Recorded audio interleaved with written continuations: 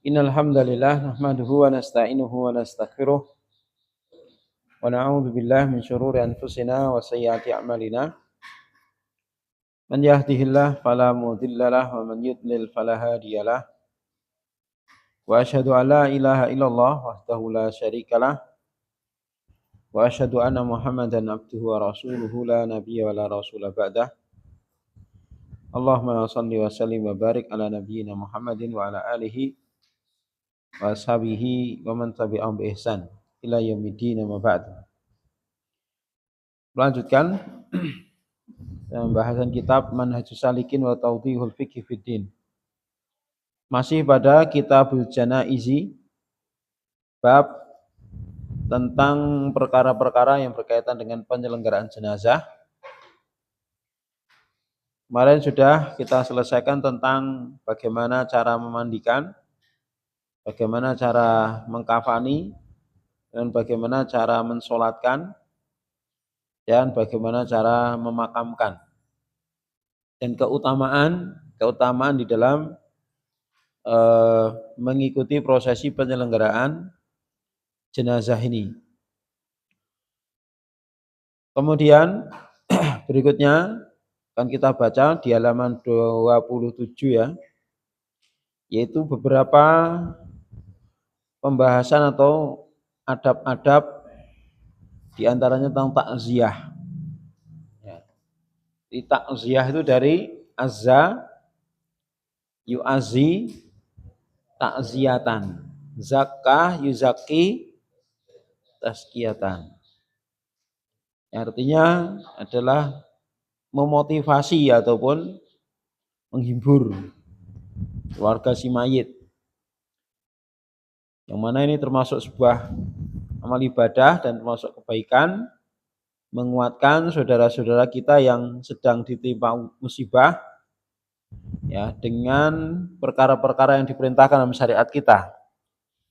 Ya, dengan mendoakan, kemudian memberikan nasihat, bahkan mungkin ya, jika dibutuhkan memberikan bantuan-bantuan materi, karena biasanya keluarga mayit itu sudah jangankan kepikiran memasak ya, mereka makan aja itu sudah nggak enak ya, makan itu sudah nggak enak, maka diperlukan bantuan-bantuan dari saudara-saudara yang lain agar mencukupi kebutuhan-kebutuhan yang memang diperlukan dan perlu diberikan kepada ahli mayit. Sebagaimana yang diperintahkan oleh Rasulullah SAW dan para sahabat pada keluarga Ja'far. Ya, isna'u li ali Ja'far. Buatlah makanan untuk keluarganya Ja'far. Rasulullah memerintahkan pada sahabat yang lain untuk membawakan makanan kepada keluarga mayit. Bukan sebaliknya. Bukan sebaliknya, keluarga mayit malah yang repot masak-masak untuk jamu tamunya. Ya. Maka ini kurang pas. Ya, ini kurang pas. Maka sebaiknya tetangga, kerabat ataupun yang dekat ya, saudara-saudara yang lain, saudara sama muslim, ini peka, memiliki empati kepada saudara-saudara muslim yang lain. Dengan apa? Ya mungkin bisa patungan dengan teman-teman yang lain, kemudian dibelanjakan, ya kemudian dimasakkan. Meskipun dimasak di rumah ahli mayit tidak masalah ya kan.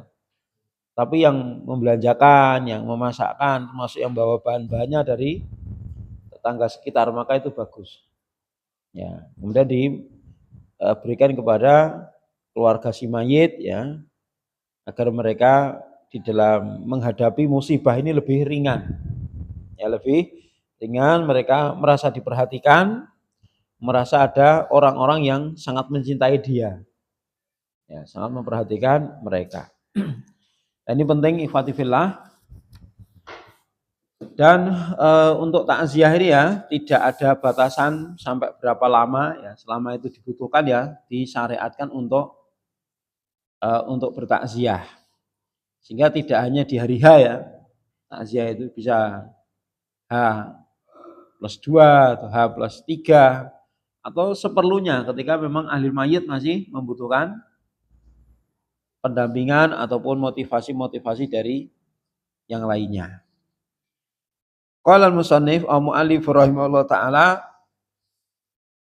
wa yustahabbu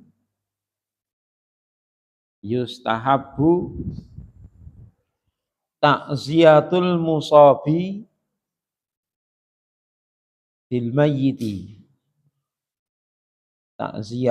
Ta'ziyatul musabi bil mayyit. Wa yustahabbu, baknya ditasdid ya. Apa yustahabbu? Dan disunnahkan, istihbab. Yustahabbu itu fi'il mudhari' majhul. Istahabba yastahibbu. Majhulnya yustahabbu. Ya.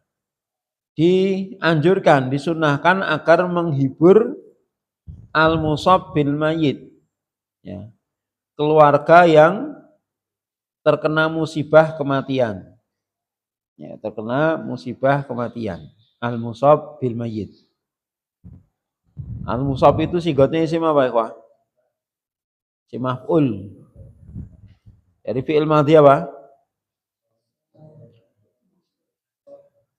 Asoba. Asoba yusibu isobatan musibun musabun. Ya, nasib la tusib musabun. Ya, isim maf'ul itu. Jadi yang tertimpa musibah kematian. Ya, jadi sangat dianjurkan ya untuk memberikan dukungan moral maupun material kepada ahlul mayyit. Dan ini sangat dianjurkan dalam agama kita. Ya. Al-mu'minil mu'min kal bunyan yasuddu ba'duhu ba'dha. Orang mukmin satu dengan yang lainnya itu ibarat satu bangunan yang menguatkan satu dengan yang lainnya. Ya. Orang mukmin satu dan mayat yang lain ya. Orang mukmin satu dengan mukmin yang lain itu seperti jasadin wahid, seperti satu tubuh. Yang mana seharusnya ketika satu tubuh itu ada anggota tubuh yang sakit, maka apa? Semua ikut merasakan sakitnya. Itulah orang-orang mukmin yang sejati. Ya, orang-orang mukmin yang sejati hendaknya ikut memperhatikan penderitaan yang dialami oleh saudara-saudara kita. Kemudian berikutnya, wa bakan Nabi sallallahu alaihi wasallam 'alal mayyiti.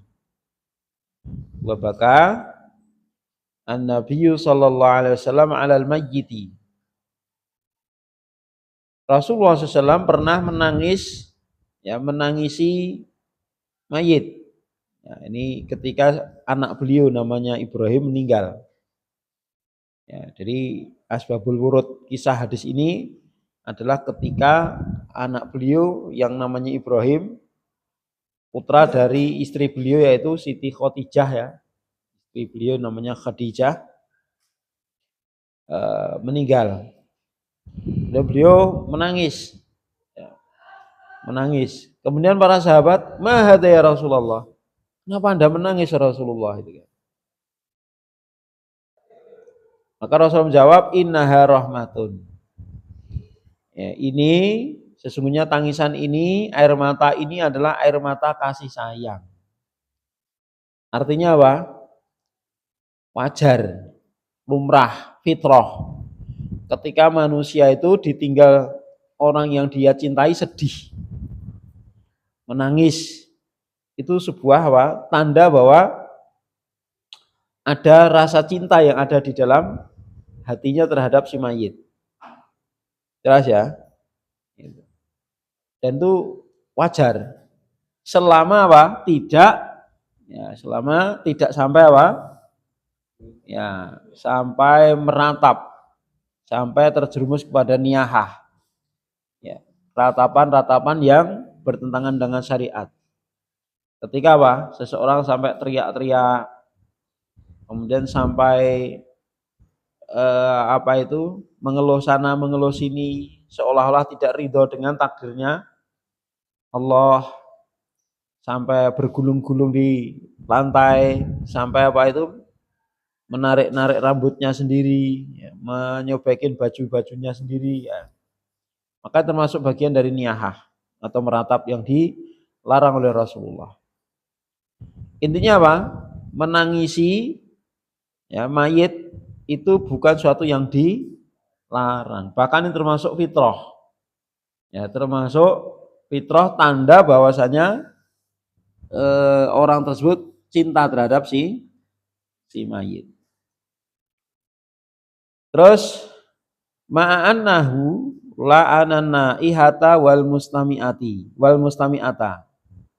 Ma'annahu la'anana ihata wal mustami'ata. Bersamaan dengan itu beliau melaknat wanita yang meratap dan yang mendengarkan ratapan. Jadi di masa jahiliyah itu biasa ya, ketika ada orang yang meninggal itu ada tim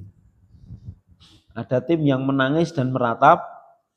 Nah, adapun yang tidak bisa meratap maka jadi pendengar. Jadi kalau bisa nangis maka ikut tim nangis, kalau tidak bisa nangis maka apa? Mendengarkan yang nangis itu.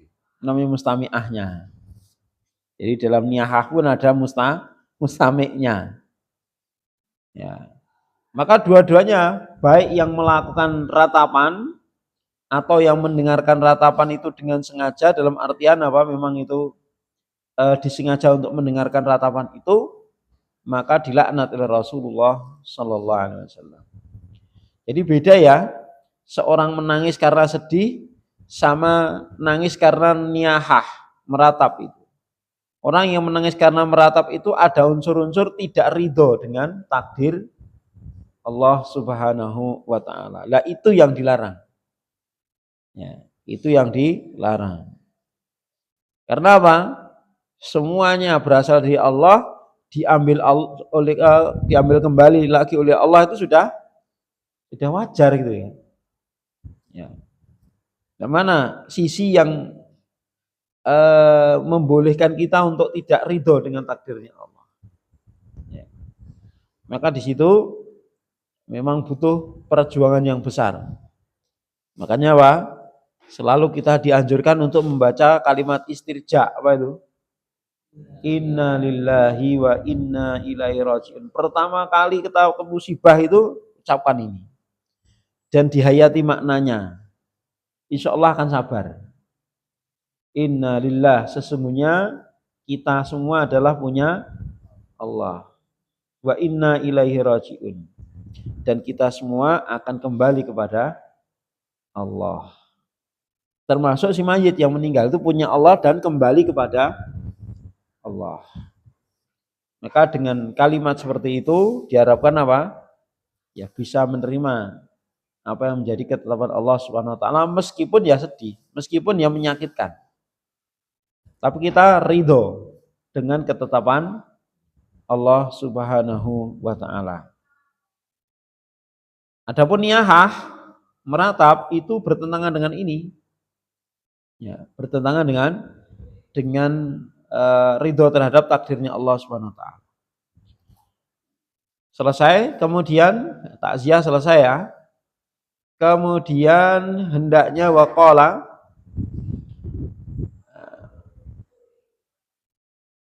ini berikutnya sunnah ziarah kubur. Waqala, Rasulullah bersabda, zurul kuburo, zuru al kuburo, zara ya zuru, amarnya zur, domir antum zuru. Wahai kalian kaum muslimin, zurul kuburo, bersiaralah kubur, fa innaha tudzakiru bil akhirah, karena dia ziarah kubur itu bisa mengingatkan kehidupan akhirat. Jadi ziarah kubur itu ibadah ya, ibadah yang dicintai Nabi. Di antara hikmahnya apa? Untuk melembutkan hati yang keras Ya, untuk melenakkan hati yang sudah keras karena tipu daya dunia. Ya. Karena apa? Dunia ini mengeraskan hati. Obatnya apa? Ya banyak mengingat kehidupan akhirat. Salah satunya adalah ziarah kubur. Maka para ulama menjelaskan, kapan kita disyariatkan untuk ziarah kubur? Ya ketika hati kita mulai mengeras. Ya, mulai apa? Kecenderungan cinta dunia semakin tinggi gitu. Kemudian apa? Pekerjaan-pekerjaan itu membuat kita lalai dari mengerjakan kewajiban-kewajiban. Sholat jamaah asalnya bisa istiqomah 5 kali dalam sehari, tinggal 3 kali. Ya. Terus lama-lama tinggal 2 kali maghrib sama isya. Terus lama-lama tinggal seminggu sekali Jumatan tok, gitu kan. Ini harus segera waspada. Berarti apa? Orang kalau seperti itu kan indikatornya itu harus, sinyalnya itu harus main. Gitu. Oh berarti kok saya sekarang ke masjid jadi males ya. Itu berarti ada sesuatu yang bermasalah. Hatinya mengeras diantaranya. Karena apa diantaranya? Karena maksiat. Karena cinta terhadap dunia. Kesibukan-kesibukan dunia, pekerjaan dan lain sebagainya. Maka salah satu obatnya apa? Banyak mengingat kematian. Caranya bagaimana? Ziarah kubur. Mengunjungi makam. Ya, mengunjungi makam. Dan tidak dianjurkan ya dalam ziarah kubur itu harus pakai perjalanan yang jauh dengan alasan apa? Wisata religi. Ya. Tidak perlu seperti itu. Cukup kita mencari pemakaman yang terdekat dengan rumah kita. Sudah kita datang ke sana sebagaimana Nabi SAW mengunjungi pemakaman Baqi. Seperti itu. Ya. Kemudian zuru al-kuburo. Di sini perintah ya. Tapi hukumnya sunnah, bukan suatu kewajiban. Dan yang di sini yang diperintahkan adalah laki-laki. Kitabnya kepada laki-laki. Artinya memang sangat dianjurkan bagi kaum lelaki. Adapun perempuan bagaimana? Untuk perempuan di situ para ulama berselisih. Ya. Ada yang mengatakan tidak boleh secara mutlak. Karena coba hati perempuan itu sangat lemah, dikhawatirkan nanti kalau ziarah kubur nanti malah meratap di pemakaman. Itu. Namun ada yang berpendapat boleh tapi jangan sering-sering. Karena apa? Rasulullah ada hadis ya melarang Rasulullah itu para wanita yang ziarah kubur. Ya, jadi la'anallahu az-zawarat. Jadi dalam lafaz hadis ini zawarat. Zawarat itu siagul mubalaghah menunjukkan apa? Sering. Itu. Para wanita yang banyak atau sering ziarah kubur. Jadi ada nas yang secara khusus melarang memang. Cuman para ulama di situ memahami karena lafadznya zawarat, ada yang melafadzkan zairat, isim fa'il. Jadi tidak mesti harus sering gitu. Maka sebaiknya para wanita ya untuk kehati-hatian tidak ziarah kubur. Ya, toh kalau misalnya enggak ziarah kubur hukumnya apa? Dia enggak berdosa toh? Ya toh? Tapi kalau dia ziarah kubur ada 2 kemungkinan. Ya toh? Bisa boleh, bisa enggak. Tapi kalau enggak ziarah kubur enggak ada masalah toh? Ya enggak? Ya. Maka dak mayaribuk ilama layaribuk. Tinggalkan yang meragukan, ya, kerjakan yang yakin. Mana yang yakin? Yang satu kemungkinan. Mana yang ragu? Yang ada 2 kemungkinan atau lebih. Ya tak? Perkara yang membuat kita ragu itu kan ketika perkara itu menimbulkan 2 kemungkinan atau lebih. Ya enggak? Kalau cuma 1, yakin itu. Ya enggak? Atau yakin. Tapi ketika nyabang 2 mulai ragu. Iki lurus apa menggok iki, ya kan? Mulai ragu gitu. Ya, kecuali kalau dia sudah punya ilmu. Nah lurus ngambil lewat kene ilmune kan gitu. Yakin. Maka dengan ilmu ketika dihadapkan pada dua kemungkinan menjadi sebuah keyakinan. Tapi selama nggak ada ilmu ya sudah tinggalkan yang ragu menuju yang yakin. Yang ragu itu apa? Yang ada beberapa kemungkinan. Yang yakin yang satu kemungkinan. Apa satu kemungkinan itu? Nggak ziarah kubur, nggak apa-apa itu. Itu mutafak itu, sepakat. Wanita nggak ziarah kubur itu apa? Nggak dosa toh? Enggak. Tapi kalau ziarah kubur ada kemungkinan dilarang. Nah, gitu. Maka sebaiknya tidak ziarah kubur dari para perempuan. Adapun monggo kalau misalnya setelah meneliti pendapatnya para ulama, maka yang lebih kuat adalah boleh tapi jangan sering-sering ya monggo, itu hak masing-masing.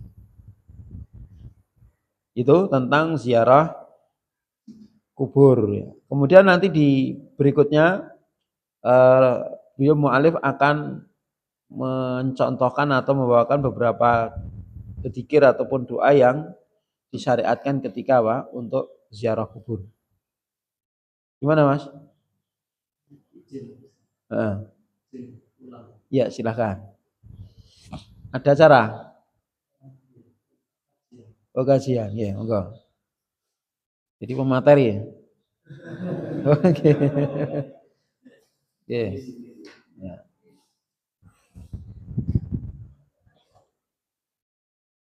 Baik, kita lanjutkan. Dan di situ perlu diperhatikan ya, bahwa hikmah terbesar ziarah kubur itu adalah apa? Adalah mengingat kematian. Supaya apa? Melembutkan hati. Ya, itu diantara manfaat yang bisa diambil oleh orang ziarah kubur. Bukan manfaat-manfaat duniawi. Ya kan? Nala berkah. Ya, agar apa? Bintang untuk judu gitu.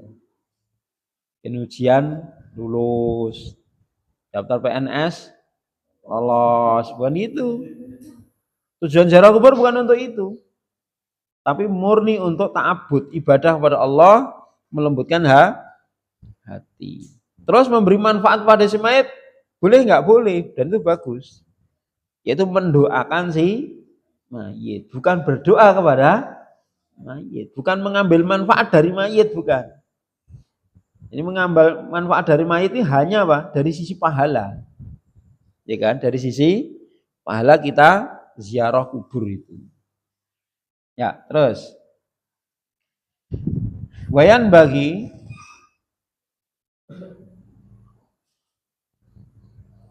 liman zaraha, wayan bagi liman zaraha an yaqula assalamualaikum ahla dari qaumin mu'minina wa inna insyaallahu bikum lahikuna. Allahumma la tahrimna ajrahum wala taftinna ba'dahum waghfir lana walahum. Nas'alullaha lana walakumul afiyata. Ya. Wayan bagi dan hendaknya liman zaroha kepada orang yang ziarah kubur an yakul untuk membaca doa atau baca zikir berikut. Assalamualaikum ahla dari qaumin mu'minin. Ya.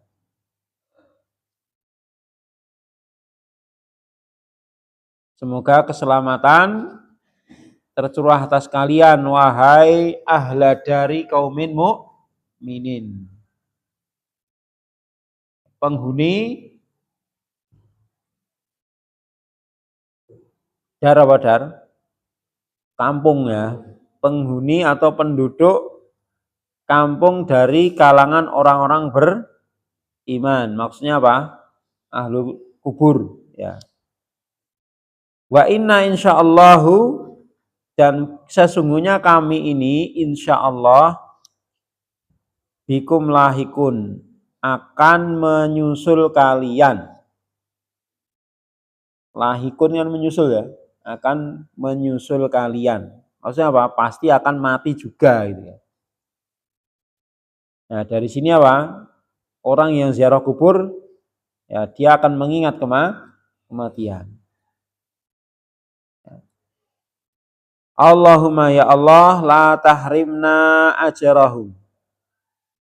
Jangan engkau halang-halangi untuk mendapatkan pahala karena sebab mereka.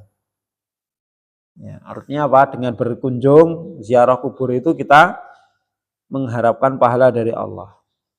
Wala taftinna ba'dahum. Jangan engkau berikan ujian yang berat kepada kami sepeninggal mereka. Waghfir lana walahum, dan ampunilah kami serta mereka. Nas'alullaha, kita memohon kepada Allah ya, lana ya untuk kita sendiri, walakum dan juga untuk kalian wahai ahlul kubur, yaitu meminta apa? Al-afiyata, keselamatan. Jadi kami memohon kepada Allah keselamatan untuk kami dan juga untuk kalian. Ya, ini doa diantara doa yang dibawakan oleh mu'alif yang masyru' dari Nabi Sallallahu Alaihi Wasallam. Ya, meminta sa'ala yas'alu. Ya, kami meminta kepada Allah keselamatan untuk kami dan untuk kalian. Ya, itu doa yang masyru'. Terus terakhir halaman berikutnya.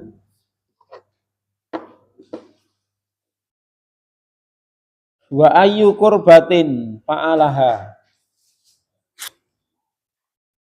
Wa ayyu qurbatin fa'alaha.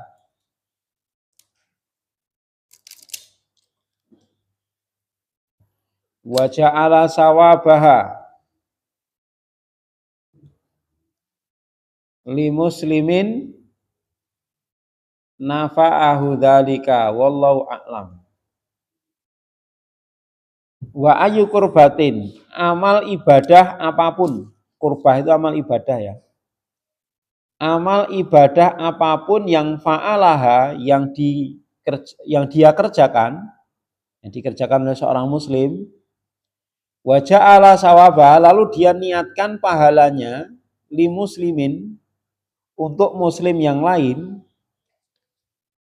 Nah, di sini umum ya, baik muslim itu masih hidup atau sudah meninggal, artinya apa?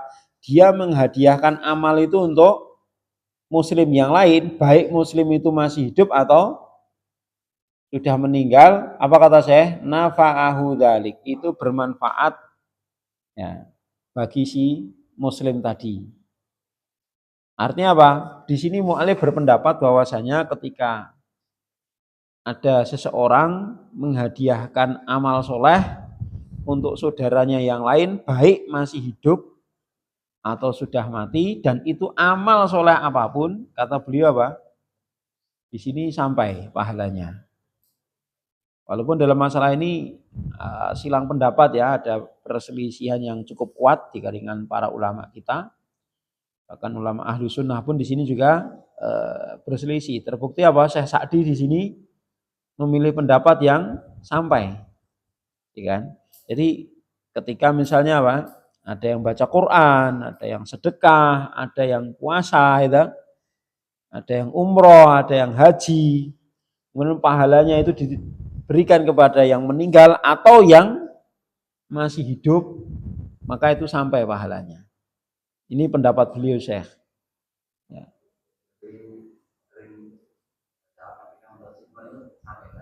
Menurut saya di sini sampai. Ya, menurut saya di sini sampai. Ya. Tapi sebagian besar ulama mengatakan tidak sampai kecuali yang ada dalil. Jadi secara asal apa? Amal manusia ini ya untuk dirinya sendiri. Wa alaisa lil insani illa ma sa'a.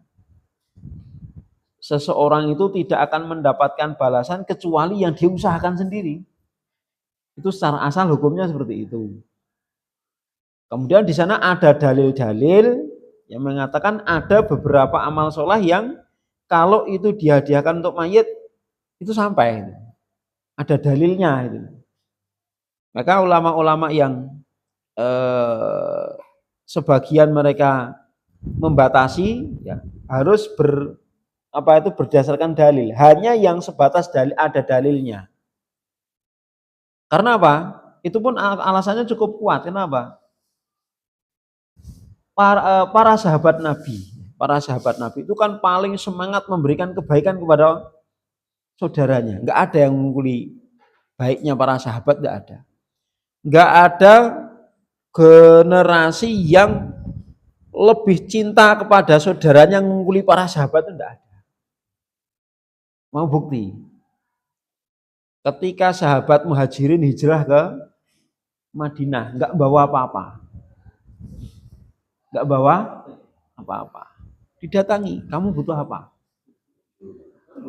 Ya toh? Ya toh? Butuh duit, butuh kebun, saya punya kebun sana.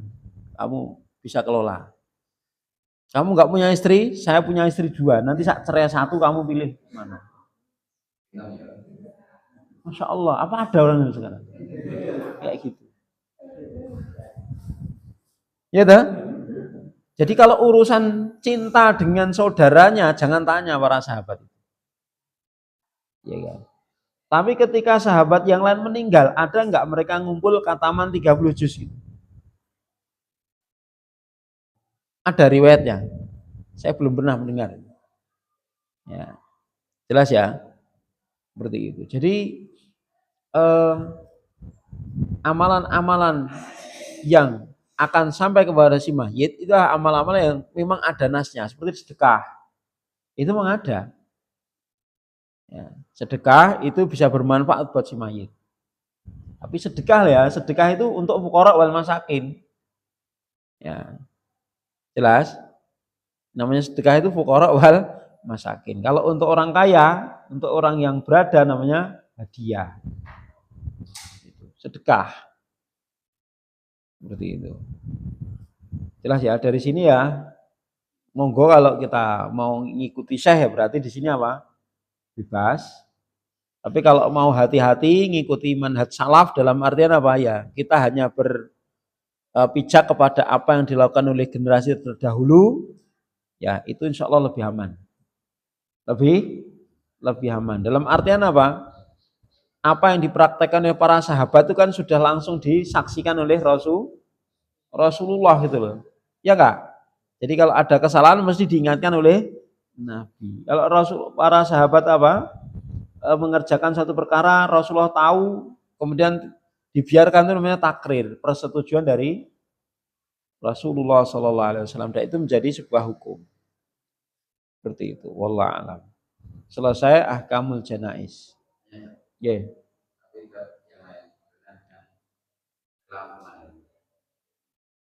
Karena kami kan sudah niatnya sana 1 minggu. Ya, kami sampai perkiraan 1 minggu cukup. Terus ada sana air besar sekali. Kebanyakan masa itu dari pemerintah. Karena boleh sekali pipa memang patah. Bisa air sangat. Nah kami pakai kami kan terbatas. Akhirnya kami mengambil pakaian bekas itu apa boleh. Kami beliau mau mencuci itu ya bisa, tapi maksudnya mau buat terus kami mengambil sepenuhnya aja atau karena terus aduk kami juga sudah saya persiapkan. Nah itu kan biasanya kalau depannya itu aduk terus aduk ketika dulu saya senang bisa kesat dulu. Ternyata karena dulu dipakai sama pemilik mobil itu kira-kira kan ibunya beliau usap semua pakai biar kita sendiri terus akhirnya diam. Saya akhirnya juga ngambil handuk tapi yang itu burung dipakai handuk itu saya ambil cuma separuhnya. Ya, pertama pakaian bekas itu ditujukan untuk siapa dulu? Kalau untuk korban, yaitu haknya yang korban, kan gitu. Tapi kalau kita memang butuh, kemudian kita minta izin kepada yang berhak menerima dan mereka mengizinkan, maka tidak masalah. Harusnya ke pemimpin posko. Iya, pemimpin posko kan yang diamanai itu. Maka selama itu yang diamanai itu mengizinkan ya tidak masalah. Ya, tidak masalah. Intinya kan barang itu mesti ada yang memiliki toh. Ada yang berhak. Nah, kita asalnya kan tidak berhak. Nah, untuk kita bisa mendapatkan hak kan harus ada izin. Ya kan itu kan. Selama kita dapat izin ya sudah. Maka tidak masalah. Ngoten, Pak. Ya. Tentang sebuah ketaatan termasuk yang naik tadi. Tadinya disebutkan kecuali sedekah ya. Sekarang orang sakit.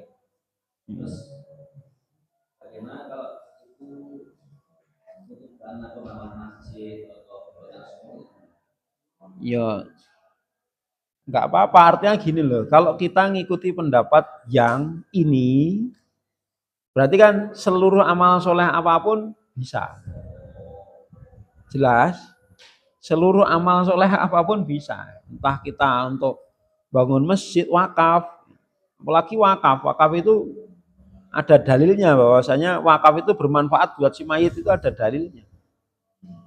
Misalnya apa? Wakaf 1 meter tanah buat pembangunan masjid, wakaf pasir 1 rit untuk bangun masjid, itu termasuk wakaf itu. Dan itu sampai secara nas ada dalilnya. Jelas ya, itu bermanfaat untuk si mayit. Jelas. Kemudian meskipun kita mengikuti ini ya, mengikuti pendapat Syekh Sa'di dalam artian ya amal ibadah apapun, namun perlu diperhatikan tata caranya loh ya. Tata caranya ya harus tidak boleh bertentangan dengan ketentuan-ketentuan yang lain. Contohnya misalnya apa? Rasulullah melarang niyahah, meratap. Dan para sahabat mereka sepakat bahwasanya berkumpul-kumpul di rumahnya si mayit setelah dikuburkan itu termasuk niyahah. Para sahabat menetapkan demikian. Jadi kami dahulu menganggap bahwasanya kumpul-kumpul di rumah ahlul mayit setelah dikubur, ya, makan-makan dan lain sebagainya itu termasuk niyahah. Jelas ya? Seperti itu. Nah, artinya ya amal soleh monggo baca Quran yang pakai atau ngikuti madhabnya beliau monggo, tapi hendaknya tidak berbenturan dengan itu. Jelas ya? Kan nggak harus ngumpul-ngumpul, ya nggak? Misalnya apa? Seseorang apa di rumahnya sendiri baca Quran, terus niatkan terus mayit, bisa nggak? Bisa. Kan nggak harus ke rumahnya ahlul mayit, nggak harus. Itu yang perlu dipahami gitu loh. Bukan terus nggak boleh, itu enggak itu. Silahkan kalau mengikuti pendapat itu, tapi harus dikompromikan dengan nas-nas yang lainnya.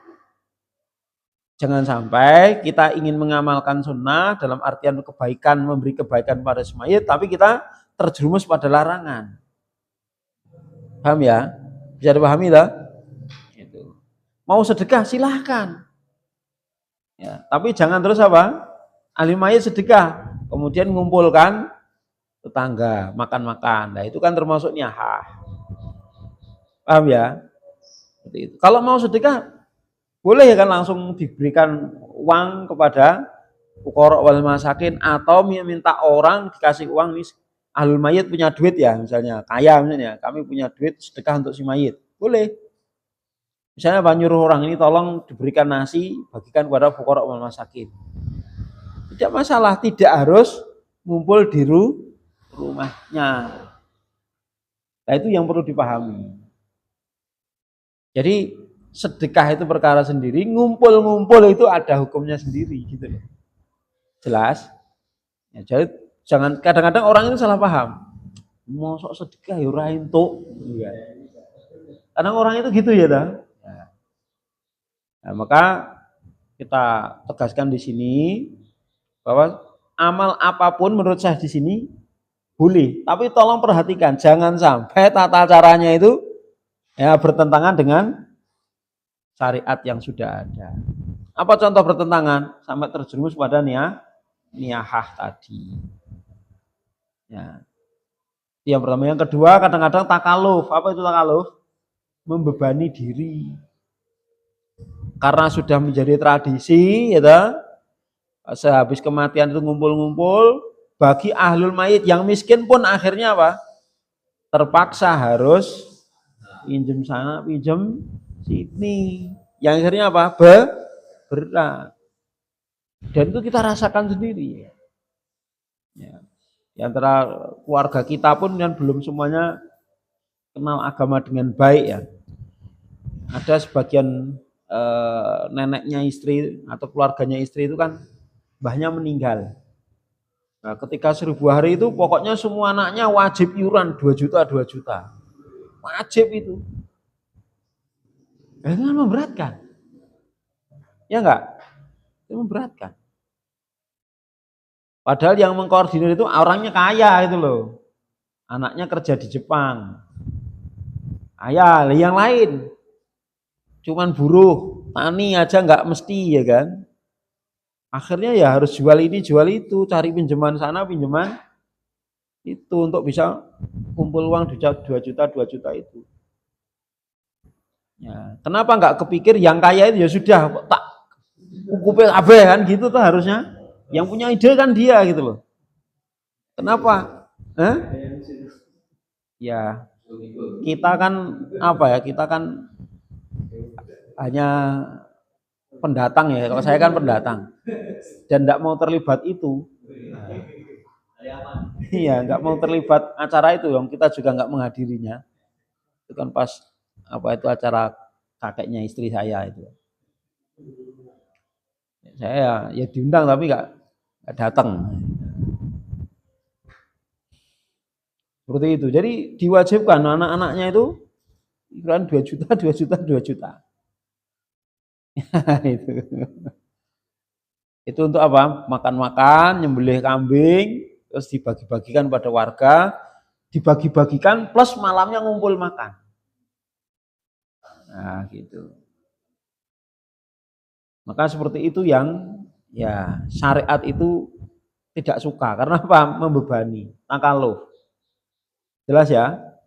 Seperti itu. Ya, kalau misalnya mau beramal baik ya sudah, justru yang apa? Yang kaya bantu. Kalau kamu enggak ya sudah, saya nyukupi saya. Kan gitu harusnya. Ya, itu. Kan mau sedekah kok maksa-maksa orang. Ya, gitu. Alasannya apa? Kan sama-sama anaknya. Nah, cuman kan kondisinya itu ya kan berbeda-beda. Anak yang satu dengan yang lain kan berbeda-beda. Gitu. Ini ikhwati fillah. Artinya agama kita itu kalau dikerjakan ya sebagaimana mestinya tidak akan membebani, ya kan? Tidak akan membebani. Jadi segala perkara yang membuat berat itu diangkat dalam agama kita ini. Ya, al-masyaqqatu tajlubu at-taisir. Jadi adanya masyaqqah berat itu mengharuskan adanya keringanan. Ya toh? Nah ini sudah ringan malah beratkan kan malah dibalik itu. Ya enggak? Enggak ngadakan enggak apa-apa malah dipaksa-paksa mengadakan. Nah, itu namanya dibalik. Demikian selesai ahkamul janaiz. Berikutnya insyaallah kita masuk kitab zakat. Bismillah subhanahu wa ta'ala sallallahu alaihi Muhammad alhamdulillah. Assalamualaikum warahmatullahi wabarakatuh.